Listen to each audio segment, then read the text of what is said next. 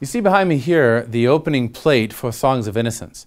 And this opening plate tells us a great deal about what William Blake was thinking about.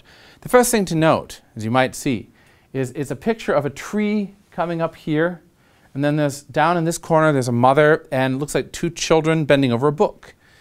The words themselves, the Songs of Innocence here, are actually part of the tree. It's almost like the tree has ingrained itself into the words, and the words are emerging out of the tree. But notice on this side, the mother sits training or teaching the children. They're gaining knowledge through the word of their mother, and they, trusting in her, are bending down looking at this book. So the word, the idea, the sense of knowledge is coming directly from a mother figure, someone who loves them and cares for them. They are almost like little sheep down here with their heads bending down near her lap. And above them looms this beautiful golden image of the Songs of Innocence. But tinged in that Songs of Innocence, notice, is this tree growing up. And the tree isn't entirely benign. It is somewhat threatening. There's a darkness to the tree, almost like it's gotten chopped off here.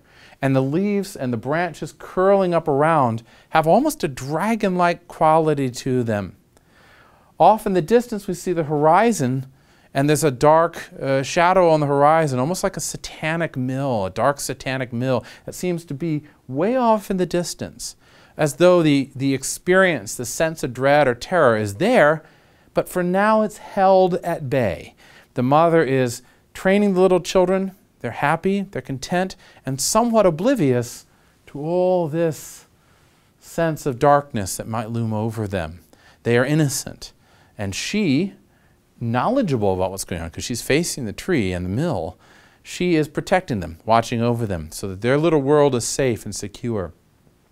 You might also notice that in the midst of the tree are not just the leaves, but these strange, almost like finger-like images, almost like fire, maybe compared to the stripes on a tiger, for instance, or the fires that leap up in a mill or in a furnace. And then there are these shapes throughout. There's down here is a piper, and it looks almost like birds floating about, and there are people cavorting. And so within the context of the tree, there are all these images and figures.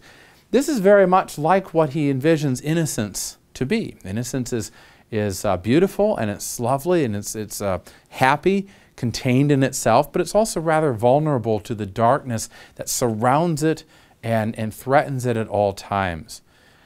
He brings this up then also in the first plate that he shows us, in the first poem that he shows us, which we'll look at next.